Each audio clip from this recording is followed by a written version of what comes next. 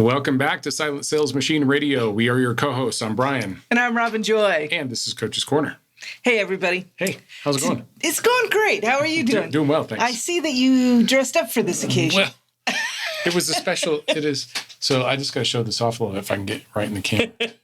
So yeah, keep calm and test more ASINs. I don't know where we've heard that before. Have we heard that before? Somewhere. Yeah. Actually, this was a gift from one of our workshop attendees. Mm-hmm. A couple actually runs a screen printing shop, and they brought us each a shirt. They made me one too, Yes. and they made us a backpack. Yeah. So it's okay, I guess, since it says that. I'll have it printed on everything. I know, right? Anything and everything I can, right? I think it's a great idea. I think we should put a thing up on the wall, like in the office. It's like, keep calm. And I think that's a great idea. Yeah. Just make keep calm wallpaper. Oh, right? That's good. Keep calm wallpaper. I like it. Yeah. All right. Well, let's get into this today. What do you think? Well, yeah, let's do it. Okay. I know that, we do, I don't want to say we do group coaching because we don't do group coaching. No. We coach as a team, though, right? And so we often have clients that go back and forth. You'll have a session with me, a session with you, blah, blah, blah. Mm-hmm. I had a session with this person, and their second session was with you, and there was kind of an impactful moment. Well, yeah, there was. I mean, it kind of took me aback.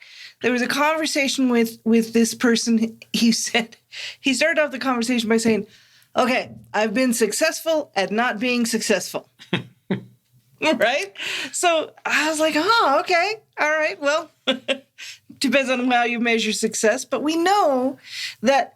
These, working late nights and importing thousands of ASINs and getting punched in the gut by setbacks and still showing up. Mm-hmm. That's the important part. He's still showing up. He's trying to figure it out. He's taking action. Yeah. And that's the best way to find clarity. This is not an unusual story, especially when you're first starting in this business, not right? At all. You feel like every path is a dead end. Uh-huh. You feel like there's nothing behind every door that you're looking behind. I mean, I know that's the way I felt. Sure, I do too. Depending on anything new that I'm working on, I still feel that way. Yes. Yes. Any new things that we haven't done before, we're still working through them just like everybody does. When you learn things, we did a kind of an object lesson in the workshop this last time where we had these blocks of wood. I had seen somebody show this illustration. We had blocks of wood, and these blocks, like if the bowl is your brain, you fill up this bowl with these blocks of wood. And they're like big 2x4s. Yeah. Big blocks, right? Yeah. Yeah. Well, they're not 2x4. They're like 2x2s. Okay, yeah. Okay. But anyway, they're big, clunky things. When you first start learning, you bring into your mind these big, clunky sets of data and learning. And it doesn't take much for it to start not fitting in the bowl because they're so big, right? You can only take a little bit of that at a time. Mm-hmm. But if you'll work on those things one at a time and pare those down, all of a sudden, one by one, they become toothpicks. And then you can fit more new learning things in your brain. Those of us who try to do it all at once, our brain's too full, we can't handle it, we max out, and it's just not practical.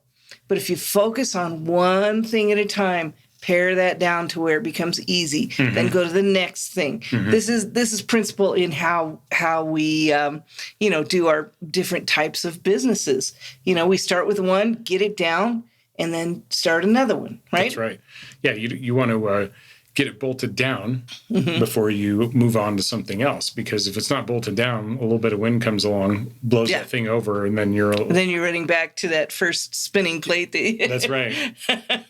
Well, it also reminds me of something we've said before, which is progress over perfection. Especially in the early days, we'll take and it doesn't feel like progress necessarily, but it is progress. There are hurdles you have to get over. There are doors you have to open. There are paths you have to go down that don't lead anywhere in order for you to find the right direction.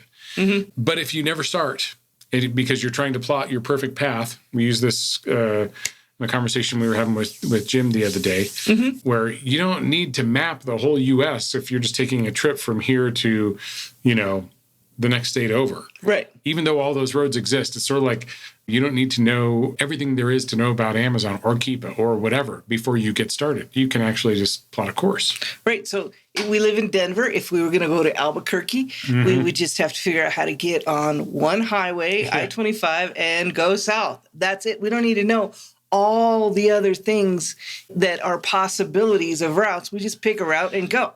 But that is much easier said than done, right? Getting to I-25 from downtown? Especially if you're a new driver. Yes. Right? Like you haven't really driven a car before. You're not, maybe you've got an old school map, but it doesn't take into consideration construction areas and road closures. And it can be a real hassle to get there. Absolutely. But you'll never get there if you don't start. That's right. You got to start. You were talking about opening doors. I like to think of, walking down a hall. So if I look down a hallway and I know there are doors on both sides, they're all closed. And if I know that what I want is behind one of those doors, then I have to go start opening doors to see which one it is because I can't tell. I know one of them, but I don't know if it's the first one or the last one or probably one in between. So I got to get busy going and opening doors. I have to take that first step and open that first door. This is the part that's hard because you want to know before you start which door it is. You just can't. Yeah. Well, we have to, I think in these times, reflect on why are we doing this in the first place? Yes. Because there are going to be rough patches. There are going to be struggles. And in any business, you have to believe that what you're working on is going to get you to your goal, to your, whatever is the achievement or the journey that you're going to stay on. You have to believe that's going to get you there as during those hard times. Yes. Otherwise, it's super easy just to call it quits. Yeah. Remember that you had a plan. This is... And the struggle is part of the plan. The struggle is part of the plan. We know those struggles are going to come. Yeah. So preparing for them is a really good idea. Well, and that's really how you just become more resilient in your life and in your business overall. It's not by having a perfect plan. In fact, there's probably I can't come up with it off the top of my head, but there's like plans, what is it? There's some quote about a plan is great, but it goes out the window as soon as... Oh, yeah. As soon as adversity happens. Yeah, something like that. Like make a plan. Sure, make a plan. But know that you're really probably not going to, it's not going to follow exactly like that. Right. So make the plan and keep reinforcing the plan. Keep adjusting as you go along. Things are going to change. Things are not going to be what you expected or you didn't know. And so then you have to just be able to adjust and prepare for things that might happen. Plan ahead. If you know that something could happen, plan what you're going to do when that happens, if it happens, because you don't know when it's going to happen necessarily. That's about the preparation, right? Yeah. Know how you're going to respond when those situations come up. Well, and then the last thing, just to kind of wrap up that thought for myself, is resiliency. Like if you have the no quit, then this is absolutely going to happen for you. Yeah. These are minor blips. Yes. Right. I remember something when we were first married, someone said, ask yourself if this is going to matter in 5 years. Yeah. I mean, there's a lot of things that can be healed over or forgotten about or totally put in perspective by more time. And the question is are my struggles sourcing going to matter in 5 years when I have a multi-million-dollar business? No, they are not. Other than you have to keep going through it in order to get out to the other side. Right. Everything, I think Nathan said this recently, everything you want's on the other side of hard. You got to get through the tough parts. Yep.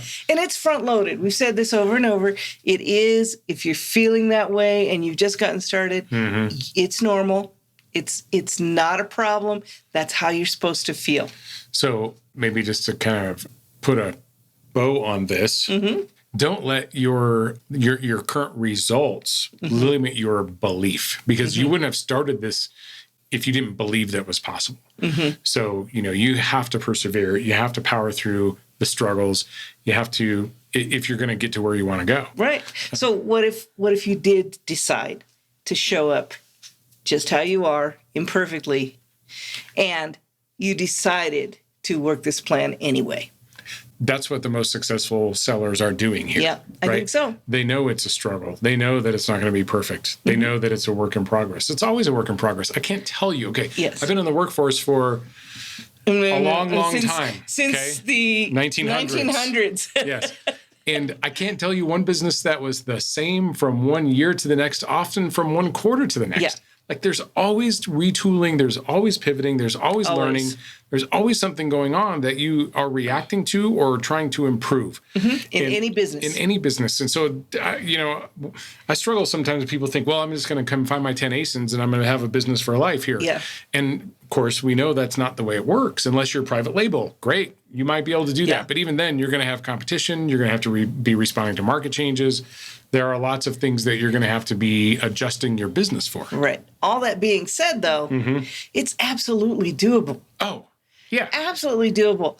And it's the lowest risk, lowest investment required, lowest education required, and the highest chance of success of anything we've ever seen. And we've tried several things, many things, more than we probably are proud to say. But this really is doable. So just expect that it's going to be tough in the beginning. You're not going to know what you're doing. It's going to feel uncomfortable. That's the way it would feel if you were trying anything. If you were learning to play guitar or learning to speak on stage or learning, some new skill. It's always going to feel that way. So accept that. Let that be true and get to the other side. Oh, I had a good point and it escaped me and then it came back and then it escaped me again. But I think I got it now. It's like we're saying, oh, it's hard. It's this, it's that. It's not that it's hard. You just have to be willing to be adjustable, to be flexible. Because if these businesses, and how many businesses are there in the world? A lot. Are pivoting, being flexible, redesigning all the time, then you can do it the first time. And doing it the first time is what is the key to getting it done the second time. And, pretty soon this is going to be like old hat to you. And you'll be able to do, to me, it's not the destination, right? When we talk about build the business to get to a certain point, really the way I visualize this is you are moving yourself from where you are today on whatever road that the speed limit is 25 miles an hour to the road that goes to 75 miles an hour. Because when you're on the road that goes 75 miles an hour, you can get a lot more done. You can travel farther faster. Yeah. You can accumulate more experience faster, and so this journey is getting to the roads where you can go faster. Right. I agree. I like that. The other thing to remember here is that your business is not built in the highlight reel, right? It's actually built in the in-between, unglamorous, getting gut punched, the late nights. That's where your business really is getting built when you really don't have anything to show for it yet because it's getting built up here in your head. Right. And you're laying the foundation for the things that are going to happen, the feedback that you're going to get. Yeah, this is true. All right, well, let's now talk about another... Yeah, I mean, this is Coach's Corner, so we're trying to talk about coaching engagements, coaching moments, coaching questions, right? And I know you had a coaching client this week who was like kind of struggling with the results of their tests and how to frame that up in their mind. Right. So she's a lovely person. I really enjoy working with her. She smiles and she's happy and she's just, doing the next right thing, which is exactly what we tell her to do. But when she first started, she was, trying to focus on a quick profit like we do because you want to grow that capital so you can do more and more. And if it didn't sell immediately, it felt like a failure. But recently, she told me this week, she kind of had a breakthrough. She realized that she needed to stop seeing the tests as judgments of her own worth. Oh my gosh. And start seeing them as neutral experiments. It's a yes or no. It's just a test. I say this all the time. It's just a test. That doesn't decide whether you're good or bad. It decides whether you replenish or not. Those are two completely different things. Well, and let's face it, in the beginning, you're not as successful. And so if you are using that to value your self-worth, then you can feel pretty beat up. By this whole thing. And, going back to the first story we talked about too, where it's like you feel like you're getting gut punched and all that. But that's part of the process, right? Right. And part of the process here, I think, is certainly try not to value your self-worth based on how your business is going. Right. But, the momentum is the important thing there. Keep it going. Keep doing the next right thing. And that's what she's getting really good at doing. She doesn't have to be a master right now. She's just doing the next right thing. Putting those blocks in, those steps in one at a time. Hey, she's in the game. She's in the game. In the game. And taking action. And we say, when you're in the game, not on the sidelines, not on the bench, not during a timeout. Not reading about the game. Not reading about the game. Right? When you're in the game and you are participating in the game, this is when you start to gain clarity. Mm-hmm. But just because you get beat one time, okay, or someone beats you one time, or the system beats you one time, doesn't mean you lose. Doesn't mean you've lost, right? There's the whole, the battle versus the war kind of thing, right? Right. Yeah. Right. And, it reminds me of something we heard not too long ago, that the guy said, if I told you to run, just go start running as long as you can run, how long do you think you'd run? I probably, at this point, I'm going to say it'd not be very tough, long. not very right? far. Yeah, not very long.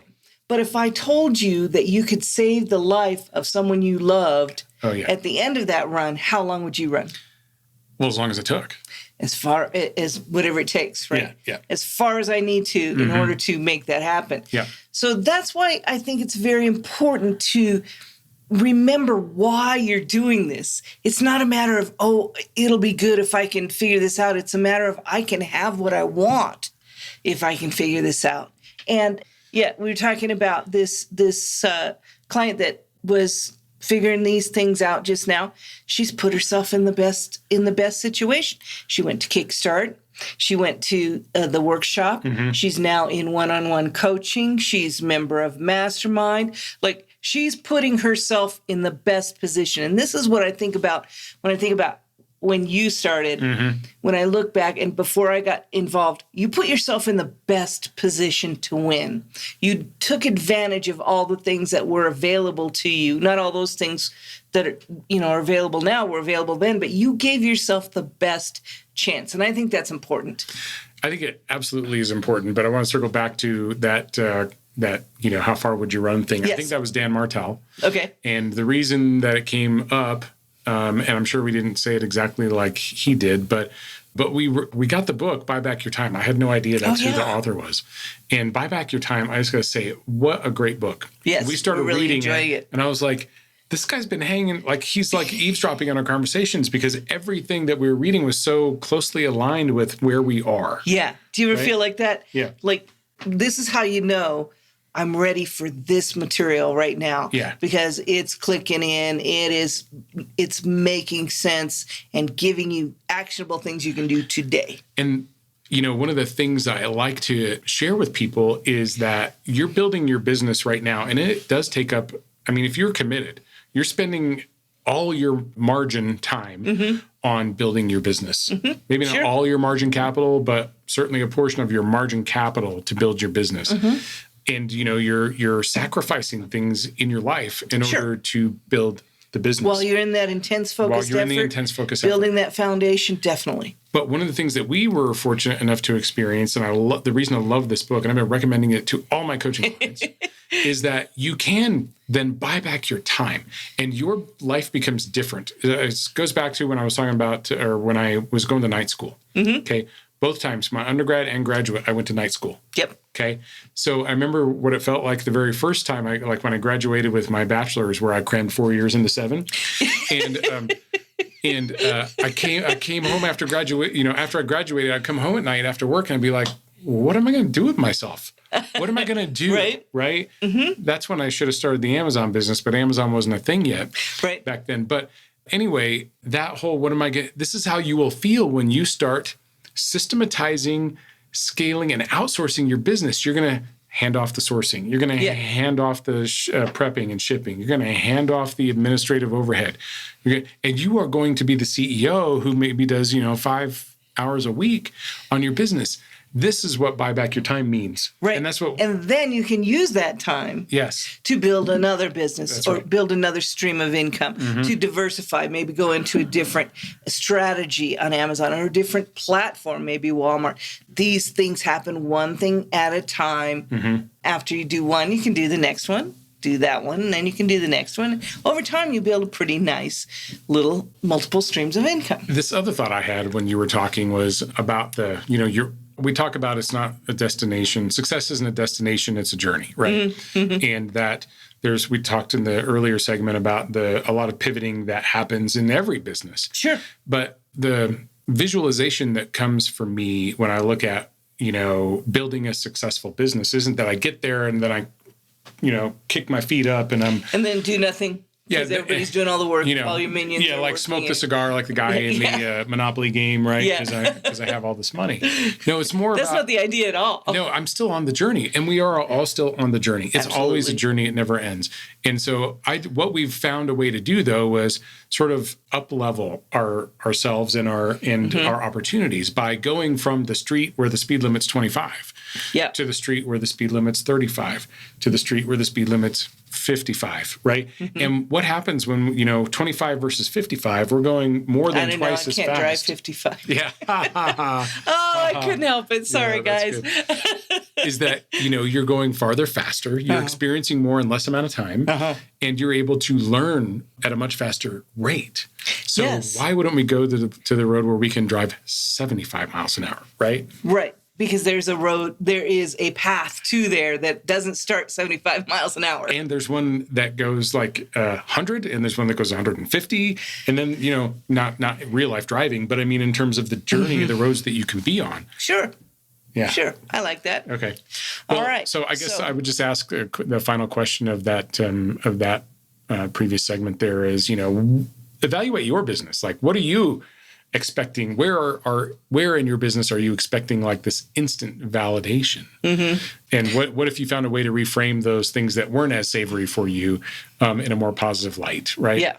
So just remember, testing isn't testing to see if you're good enough. It's just testing to see if you want to replenish or not. Oh, one of my favorite sayings that you have is what? It's just a test. It's just a test. It's just a test. It doesn't have any reflection on you. Yeah. Right? So this is what I say when people come and they're like, well, this ASIN, it looks a little different, and I'm not sure if I would get this or that. And I say, yeah, I'm not sure either. You know how I find out? Test it. Relax. It's just a test. If you've got the capital to do it, it's not going to cost you a lot. You've got your capital protected. It's just a test. Send it in and see what happens. It might be a little bit of gold. It might not be, but it's not going to hurt you if you follow the, kind of the way that we tell you to test. Well, yeah, because the answer is always no if you don't ask. That's right. Right. And the guarantee is you won't sell anything if you don't put something up for sale. Yeah. All right. Okay. Well, let's move into our final topic for today. All right. This one comes to us from, I'm going to call them my favorite mother-son power couple. Okay. They're so cute. They're so sweet. Yeah. And they're so much fun. A ton of fun. They're a ton of fun. Again, another couple that has put themselves in the best situation. They went to Kickstart. They went to the workshop. They've got coaching. They're in a mastermind.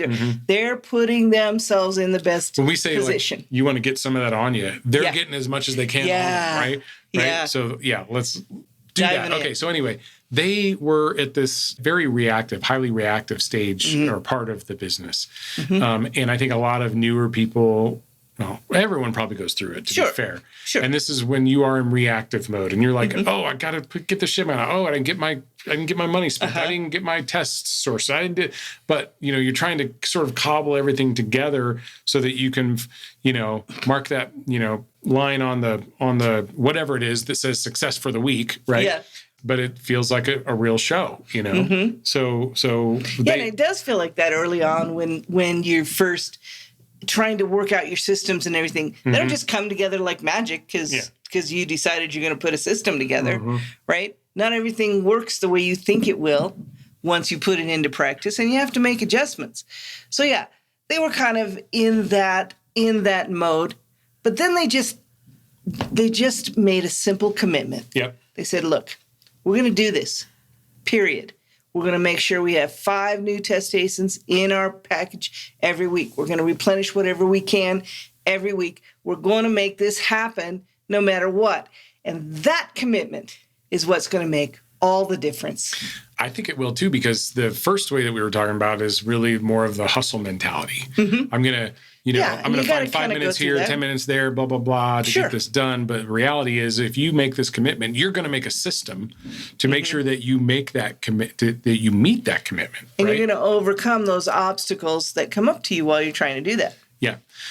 So this actually does remind me of a video I watched from Yeah, I don't even know where it was. If it was YouTube or TikTok, or maybe it was even on television. But I think this person said, when you are able to stop chasing the short-term wins and start focusing on who you're becoming through the process, that really is the ultimate hack for getting to where you want to be. Right. Start focusing on what that looks like. Focus on what success means to you. Where are you trying to get? What is your plan going to get you? Do you have a plan to get there? And if you do, what does it look like when you get there? Well, and who you're becoming. See, what this couple did, I say couple, mother-son couple, right? Yeah, partners. Yeah, partners, there we go. What these partners did was that they made the commitment that they are now going to have to live up to. And part of this becoming the person that you need to be so that you can have what you want, including the business that you want, is finding a way to trust yourself. Right. Finding a way that you can make a system or a process or a framework or something that you can do. You're right. Because all these clients that we've been talking about, they're not just learning to ship boxes. That's part of it. Sure, those are tasks that you have to do. They're learning to become the people who keep promises to themselves. That's it. That's where I was trying to get to. That's the important part. Yeah. Right? Right. They plan their work. They work their plan. And whatever they promise themselves they're going to do, they do it. That's very important. It seems trite. It seems simple, but it's very important. It does seem so small and like a simple thing, but sometimes just that, I'm going to dedicate 2 hours, 3 nights this week to go sourcing. And if you let yourself off the hook, that starts self-talk. Right. Well, you let yourself off the hook. You must not really want it. You're not good enough. You don't, all this sort of self-talk, and it creates self-doubt in some cases. Agreed. And so this is learning to be, a lot of this is learning to be.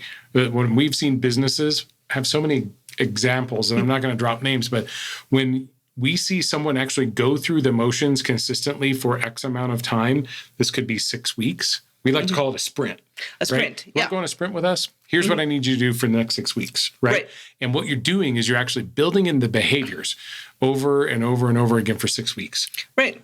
And I've in the past I've said give us 12 weeks, but I'll tell you what, if you give me 6 weeks of consistency, then 12 weeks from now you're going to be very, very happy. We gave this to somebody and we just got their update this week, and I think it was week 15. Is it? Right? We got our update. Week 15 update. Great. It was only a 6-week sprint. We love getting those updates. Right? We'll take those forever. Yes. 100%. I look forward to them every week. So. Yes, absolutely. Anyway, can you become someone who can trust your own consistency? That's really, I think, what these applies to me about this particular situation with this couple. Yeah. Partners. Sorry. Yeah. In these small actions repeated over and over and over, they create this momentum that is soon that snowball's big enough that it's really unstoppable. Yes. You gotta get the momentum going. Well, yeah, you don't have to figure everything out. No, but it's the small, repeated, whatever steps that creates that momentum for you. And then this is how you become that version of yourself who then, the version of people you've seen in the podcast or you hear speaking or whatever. Yeah. They're calm. They're confident. Yes. They kind of know their way around things. That's how you get there, right? Right. Yeah. You have to build it. Right. But you have to build it. But that's why we're here. And that's why we're here. That's right. So do we have a quote for us today, Brian? I do have a quote for us today. Oh, man, I had to really dust off the books to find this one. Oh, yeah? Yeah. This quote goes like this: the secret to change is to focus all of your energy, not on fighting the old, but on building the new. And who said that? I knew you were going to ask me that, and I'm so close. I just got to say it. Socrates. Oh, stop. Socrates.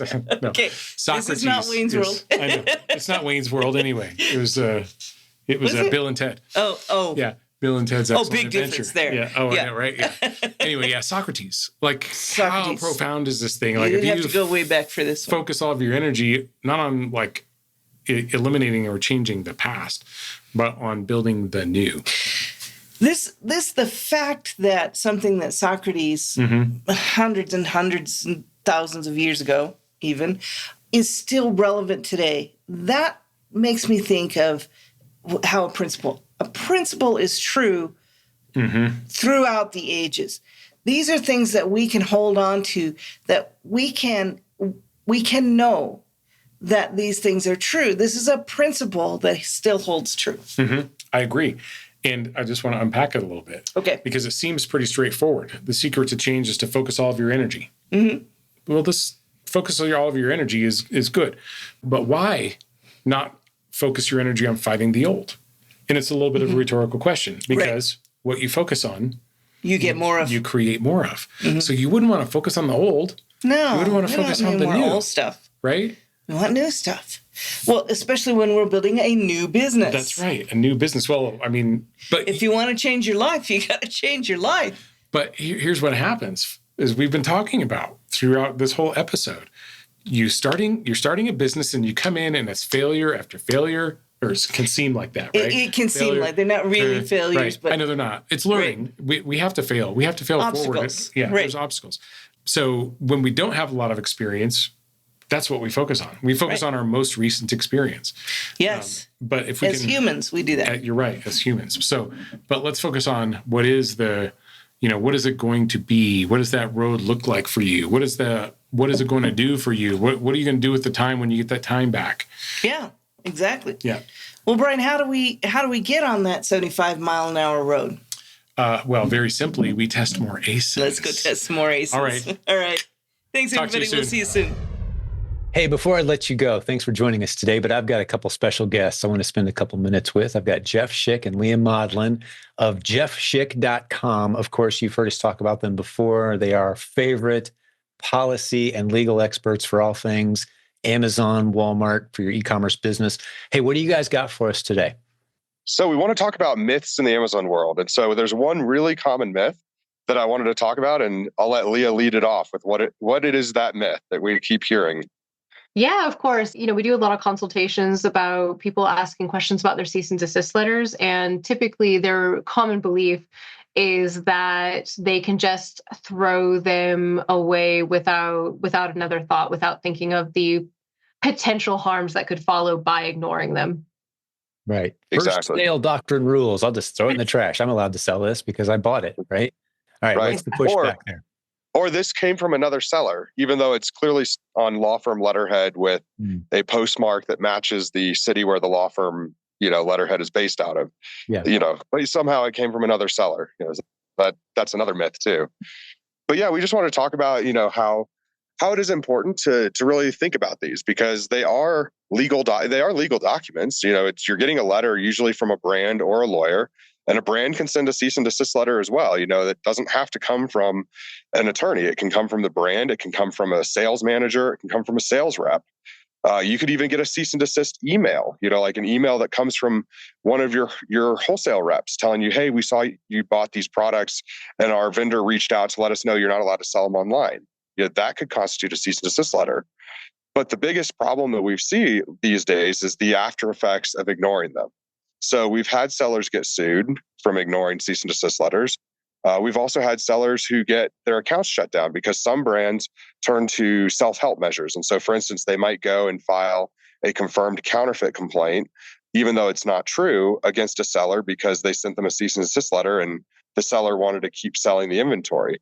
So a lot of times, we always try to stress for our clients to remove emotion from the discussion and think about it just in a dollars and cents perspective.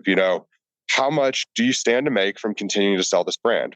Are we talking about a brand? I talked to one seller the other day. He makes $40,000 a month in profit selling one brand that sent him a cease and desist letter. Well, in his case, he's opting to ignore the letter and keep selling because he makes enough money from it that it makes sense for him to take the risk.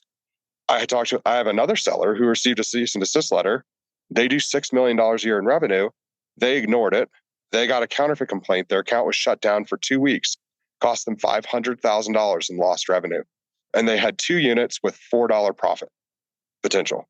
So they gave up $500,000 in order to still not even sell the remaining 2 units that they had, which would have netted them $4. So, really trying to think about these things from a perspective of dollars and cents, does it make sense to fight with this brand and keep selling it? Or is it better just to go find another ASIN because there's millions of products that you can sell on Amazon? That's right. So many brands that just don't care. Move away from the grumpy brands is what I call them. And, you can win those battles maybe, but is it worth the battle? And you gave us two great examples. In one case, maybe worth the battle. The other case, definitely not worth the battle. So there's nuance here. Exactly. Excellent advice, but don't just throw it in the trash. That's why we have you guys on retainer, jeffschick.com, for a few dollars per month. We send you all this stuff when it comes to us. And you can tell us, most of the time you do tell us, throw it in the trash. But a lot of times there's action that's required. And that's why it's good to have a policy legal expert on your side. Leah, good to see you. Jeff, great to see you guys. Thank you. Appreciate your great help around here. jeffschick.com, great sponsors of our show. Be sure to check them out. We'll see you guys next time, okay? Awesome. Thank you. Bye. Thanks, you. guys.